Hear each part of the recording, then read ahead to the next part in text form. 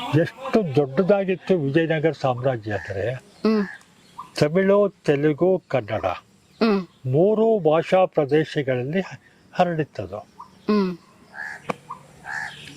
ದೊಡ್ಡ ರಾಜ ಇಲ್ವಲ್ಲ, ಸಮ್ರಾಟ ಇಲ್ಲ, ನಮಗೆ ತಾಕತ್ತಿಲ್ಲ, ಪರದೇಶಿಗಳಾಗಿದ್ದೀವಿ. ಅವ್ರಿಗೆ 3 ಜನ ಮಕ್ಕಳು, 4 ಜನ ಇದ್ರು, ಒಬ್ಬ ಸತ್ತೋದ ಅಂತಾರೆ, ಬೇಡ. ವಾಸ್ತವ ಸಂಸ್ಥೆ 3 ಜನ ಮಕ್ಕಳು. ಪುನಃ ಒಟ್ಟುಗೂಡಿಸ್ತಾರೆ. ಚಿಂದಿ ಚೂರು ಚೂರಾಗಿದ್ದ ವಿಜಯನಗರ ಸಾಮ್ರಾಜ್ಯ ಒಟ್ಟುಗೂಡಿಸ್ತಾನೆ, ಮಾರ್ಕ್ ಹಾಕ್ತಾನೆ, ಬಾರ್ಡ್ರ್ ಎಳಿತಾನೆ. ತಮಿಳು ಮಾತಾಡೋ ಭಾಗ ಒಂದು, ತೆಲುಗು ಮಾತಾಡೋ ಭಾಗ ಒಂದು, ಕನ್ನಡ ಮಾತಾಡೋ ಭಾಗ ಒಂದು, 3 ಅದು ಒಂದೊಂದು ಮಂಡಲ.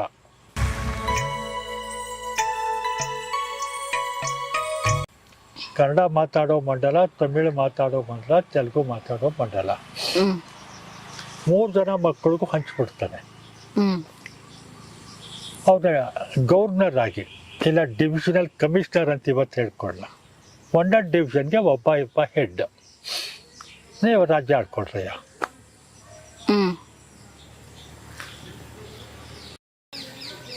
ಶ್ರೀರಂಗರಾಯ ಅನ್ನೋನು ಮಂಡಲಾಧೀಶ ಆಗ್ತಾನೆ. ಏನ್ ಕರೆ ಮಂಡಲಾಧೀಶ, ರೀಜನಲ್ ಕಮಿಷನರ್. ಇವತ್ತು ಉದಾಹರಣೆ ಕೊಡೋದಾದ್ರೆ ತಪ್ಪು ಅಂತ ಹೇಳ್ಬೋದು. ಮಂಡಲಾಧೀಶ, ಅದಕ್ಕೆ ಹೆಡ್ ಕ್ವಾರ್ಟರ್ಸು ಶ್ರೀರಂಗಪಟ್ಟಣ. ಗ್ರಹಚಾರ ಏನು ಅಂದರೆ, ಶ್ರೀಕೃಷ್ಣ ದೇವರಾಯ ಕೂತ್ಕೊಂಡಿದ್ದ, ಅವನಿಗೆ ಬಂದದ್ದು ಧರ್ಮರಾಯನ ಮೊಮ್ಮಗ ಪರೀಕ್ಷಿತ್ ರಾಜನಿಂದ ರತ್ನ ಸಿಂಹಾಸನ. ಇವತ್ತು ನಾವು ನೋಡ್ತೀವಲ್ಲ ದಸರಾಗೆ, ಅಲ್ಲಿಂದ ಬಂತು ಅಂತ ಹೇಳ್ತಾರಲ್ಲ, ಅದು ಸುಳ್ಳು. 100ಕ್ಕೆ 1 ಲಕ್ಷ ಪಾಲು ಸುಳ್ಳು.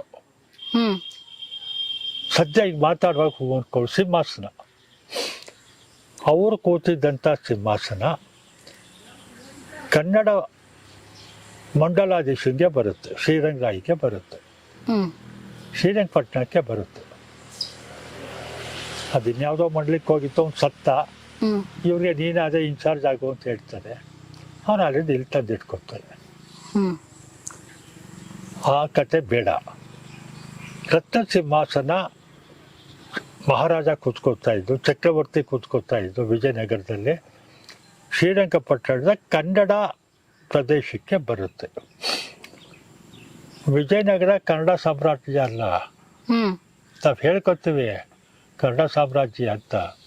ವಿದ್ಯಾರಣ್ಯರು ತೆಲುಗು, ಅವ್ರ ಮಾತೃಭಾಷೆ ತೆಲುಗು, ಆಂಧ್ರದಿಂದ ಬಂದವರು. ಕೃಷ್ಣದೇವರಾಯ ತೆಲುಗು, ಕನ್ನಡನೂ ಮಾತಾಡಿರ್ಬೋದು. ಅವನು 2 ಕೃತಿಗಳು ಬರೀತಾನೆ. ಜಾಂಬಾವತಿ ಕಲ್ಯಾಣ ಅಂತ ಬಂದು, ಇನ್ನೊಂದು ಯಾವುದೋ ಹೇಳ್ತೀನಿ, 2 ತೆಲುಗುಲ್ ಬರೀತಾನೆ. ಒಳ್ಳೆ ಕಾಮಿಡಿಯನ್ ಕತೆ ನಾವು ಕೇಳಿದ್ದೀವಿ, ತೆನಾಲಿ ರಾಮಕೃಷ್ಣ. ಅವ್ನು ಮಾತಾಡ್ತಿದ್ದೆಲ್ಲ ತೆಲುಗುಲೆ. ಇರಲಿ, ನಮಗೆ ನಷ್ಟವೇನಿಲ್ಲ. ಅವನು ಕನ್ನಡ ರಾಮರಾಮಣ ಅಂತ ಸಿನಿಮಾಗಳಲ್ಲಿ ಹೇಳಿದ್ದೀವಿ, ಅದು ಹೂ ಅಂತ ಅಂದ್ಕೊಳ್ಳ. ವಿಜಯನಗರ ಸಾಮ್ರಾಜ್ಯದಲ್ಲಿದ್ದಂಥ ಸಿಂಹಾಸನ ಶ್ರೀರಂಗಪಟ್ಟಣಕ್ಕೆ ಬಂತು. ಕೇಂದ್ರ ನಮಗೆ ಯಾರೋ ಮೈಸೂರಿದ್ದ ಪಾಳೆಗಾರಗಳಿದ್ರಲ್ಲ, ಕಪ್ಪ ಕಾಣಿಕೆ ಕೊಡೋರು, ಬೇರೆ ಪಾಳೆಗಾರನು ಇದ್ರು ಸುಮಾರು ಜನ. ಅವರೆಲ್ಲರೂ ವಿಜಯನಗರಕ್ಕೆ ಹಂಪೆಗೆ ಹೋಗಿ ಕೊಡಬೇಕಾಗಿಲ್ಲ, ಶ್ರೀರಂಗಪಟ್ಟಣಕ್ಕೆ ಹೋಗಿ ದಸರಾ ಟೈಮಲ್ಲಿ, ನವರಾತ್ರಿ ಟೈಮಲ್ಲಿ ಅವನು ಸಭೆ ಅರೇಂಜ್ ಮಾಡಿ, ಬಂದ್ರಯ್ಯ ಎಲ್ರು ದರ್ಬಾರಿಗಳು ಅಂದರೆ ಹೋಗ್ತಾರಲ್ಲ. ಮುಖ್ಯಮಂತ್ರಿ ಕರೆ ತಟ್ಟ ಓಡೋಗಲ್ವಾ MLAಗಳು ಸೆಷನ್ ಆದಾಗ.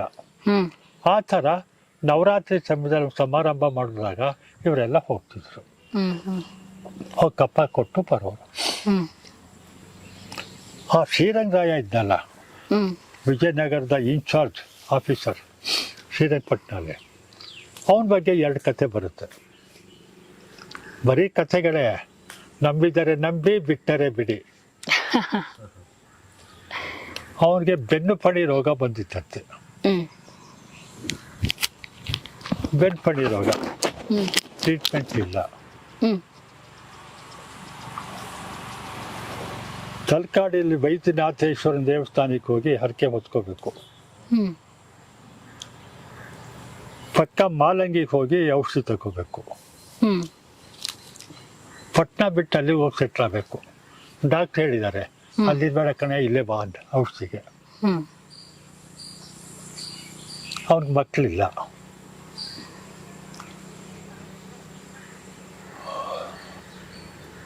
ಅಧಿಕಾರಿ ಇಲ್ಲ ಅಂದಾಗ ಏನಾಗುತ್ತೆ, ತರಲೆ ಆಗುತ್ತೆ.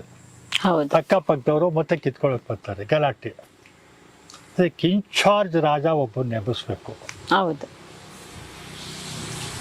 ಇವನನ್ನು ಕೇಳ್ತಾನೆ. ಮೈಸೂರಿನ ಸಾಮಂತ ಇದ್ದಲ್ಲ ರಾಜ ಒಡೆಯರ್, 9ನೇ ಪಾಳೆಗಾರ, ಹ್ಮ್ ಅವನಿಗೂ ಇವನಿಗೂ ಆಗೋಲ್ಲ. ನಮ್ಮ ಮೈಸೂರು ಕೆಸರೆ ಅಂತ ಊರಿದೆ. ಕೆಸರೆ ಶ್ರೀರಂಗಪಟ್ಟಣಕ್ಕೆ ಸೇರಿತ್ತು. ಇವ್ ಜಗಳ ಕಾದ್ಬಿಟ್ರೆ ನಿಮ್ಮ ಕೆಸರೆ ನಮ್ಮ ಹಸುಗಳು ಮೇಯಕ್ಕೆ ಹೋದ್ರೆ ನಿಮ್ಮವರೆಲ್ಲ ಹೊಡೆದು ಸಾಯಿಸ್ತಾರೆ ಅಂದ್ಬಿಟ್ಟು ಕಾಡ್ಗ ಮಾಡಿ ಕಿತ್ಕೊಂಡ್ಬಿಡ್ತಾನೆ ಇವನು. ಅಂಥವ್ನೇನೋ ಹ್ಮ್ ಹ್ಮ್ ರಾಜ ಒಡೆಯರ್ ಅಧಿಕಾರದಾಹಿ. ಇವನೇನು ಮಾಡ್ತಾನೆ ಅಂತ ಒಂದು ಅವನು ಅಯ್ಯ ಏನೋ ನಾವು ಇದ್ದೀವಿ, ಸ್ನೇಹಿತರಾಗಿದ್ದೀವಿ, ನಾನು ಅಲ್ಲಿಗೆ ಹೋಗ್ತೀನಿ ಟ್ರೀಟ್ಮೆಂಟ್ಗೆ, ನಾನು ಬರೋವ್ರಿಗೆ ನೀನು ಕೇರ್ ಟೇಕರ್ ಆಗಿರೋ, ಹ್ಮ್ ಹ್ಮ್ ನಾನು ಬದುಕಿ ವಾಪಸ್ ಬಂದರೆ ಕೊಡು, ಹ್ಮ್ ಇಲ್ಲ ಒಂದು ಪಕ್ಷ ನಾನು ಅಲ್ಲೇ ಸತ್ತೋದ್ರೆ ನೀನು ಹೇಗೂ ನನ್ನ ಸ್ನೇಹಿತ ಅಲ್ವಾ, ಹ್ಮ್ ನೀನೇ ನಡೆಸಿ. ನೀನೇ ಅನ್ಭೋಗ್ಸೋದಕ್ಕ ಹಾ ಹಾ ಅಂತ ಹೇಳ್ದ. ಆಯ್ತಾ. 9ನೇ ರಾಜ ರಾಜ ಒಡೆಯರ ರಾಜ ಒಡೆಯರ. ಹ್ಮ್ ರಾಜ ಒಡೆಯರ್ ಹ್ಮ್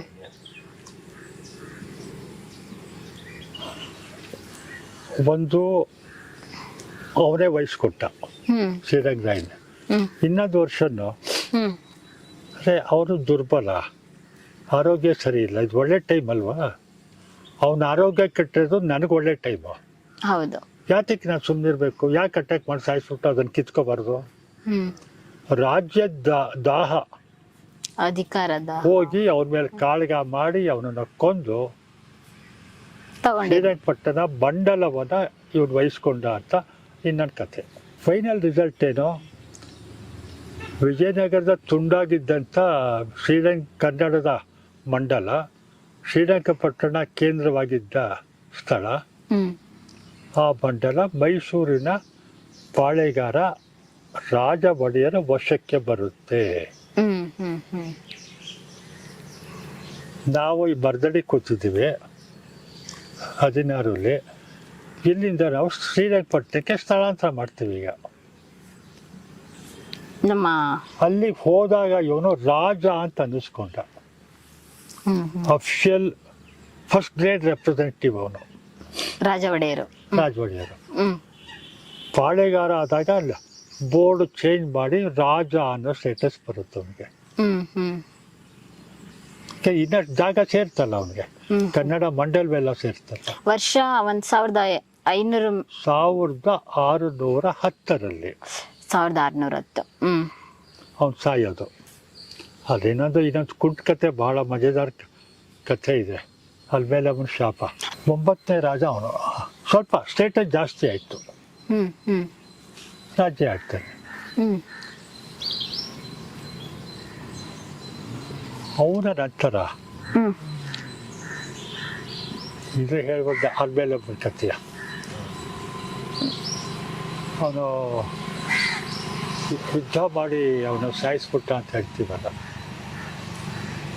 ಇವನ್ನ ಯಾರೋ ಶ್ರೀರಂಗನ್ನ. ಶ್ರೀರಂಗರಾಯನ. ಹ್ಮ್ ಹ್ಮ್ ಶ್ರೀರಂಗಪಟ್ಟಣಕ್ಕೆ ಹೋದವನು ಹ್ಮ್ ರಾಜ ಅನ್ನಿಸ್ಕೊಂಡು ಮೊದಲು ದೇವಸ್ಥಾನಕ್ಕೆ ಹೋಗಿ ಗ್ರಾಮ ದೇವತೆಗೆ ಕೈ ಮುಗಿಬೇಕು. ಹೌದು.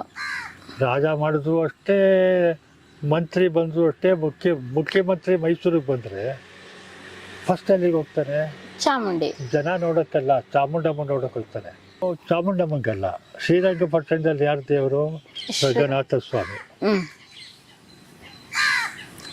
ಹೋಗಿ ರಂಗನಾಥ ಸ್ವಾಮಿಗೆ ಕೈ ಮುಗಿತಾನೆ. ಹ್ಮ್ ಆಯಿತು.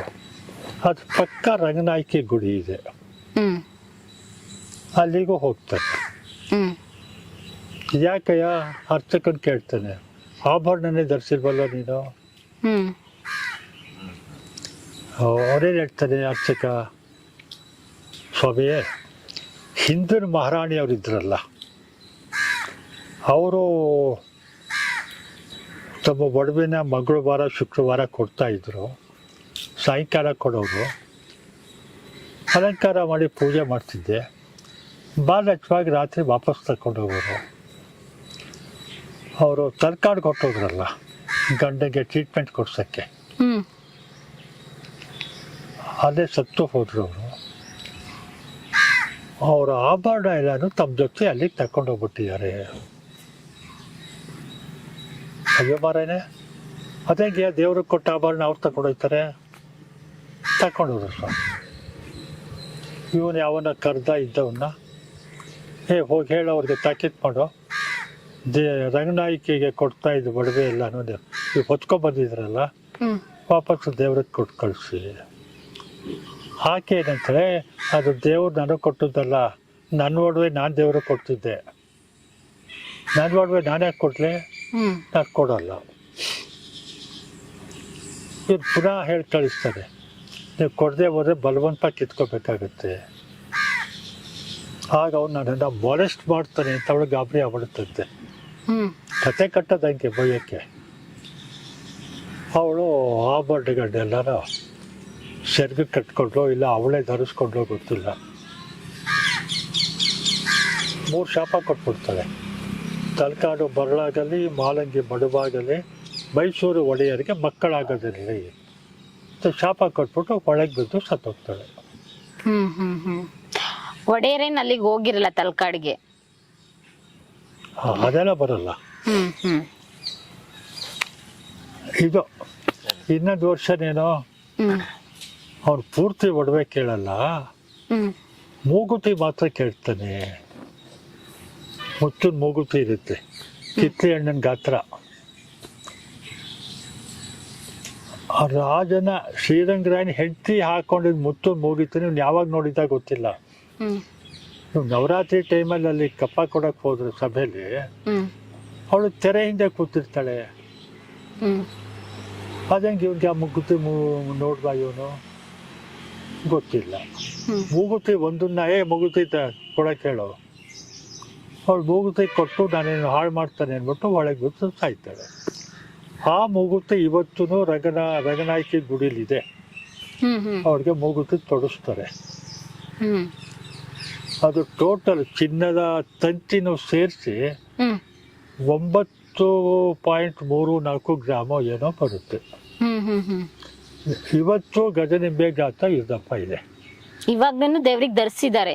ಧರಿಸ್ತಾರೆ, ಹ್ಮ್ ಹ್ಮ್ ಇದೆ. ಹ್ಮ್ ನಾನು ನೋಡಿದ್ದೀನಿ. ಹ್ಮ್ ಪಾರ್ಥಾರ್ಥಿ ಅಂತ ಅಲ್ಲಿ ಅರ್ಚಕ ನನಗೆ ಅದನ್ನು ತೋರಿಸಿದ್ದಾರೆ. ಹ್ಮ್ ಅದ ತೂಕ ಹಾಕದ ಇವನೊಬ್ಬ ಅಳತೆ ಮಾಡಿದವನು, ಅವನು ನಮ್ಮ ಫ್ರೆಂಡ್ ಅವ್ರ ಫೋಟೋನೂ ಕೊಟ್ಟಿದ್ದಾರೆ, ಬರ್ಕೊಟ್ಟಿದ್ದಾರೆ. ಹ್ಮ್ ಆ ಮುತ್ತದ್ದೇನು ಸಮಸ್ಯೆ ಅಂದರೆ, ಈರುಳ್ಳಿ ಮೇಲೆ ಸಿಪ್ಪೆ ಎಳೆಯುತ್ತಲ್ಲ, ಆ ಥರ ಕಾಲದಲ್ಲಿ ಮುತ್ತಿನ ಮೇಲೆ ಸಿಪ್ಪೆ ಬಿಡುತ್ತಂತೆ. ಹ್ಮ್ ಹೌದು. ನಮ್ಮ ಅಲ್ಲಿದ್ದ ಅರ್ಚಕ ಪಾರ್ಥಾರ್ಥಿ ಹೇಳೋದು, ನಮ್ಮ ಮುತ್ತಾತನ ಕಾಲದಲ್ಲಿ ಗಜ ನಿಂಬೆಗಿಂತನೂ ದಪ್ಪ ಇತ್ತಂತೆ ಸಾರದು, ಹ್ಮ್ ಈಗ ನೋಡಿ ಇಷ್ಟಿದೆ, ಈಗಲೇ ದಪ್ಪ ನಿಂಬೆ ಇದ್ದಂಗಿದೆ.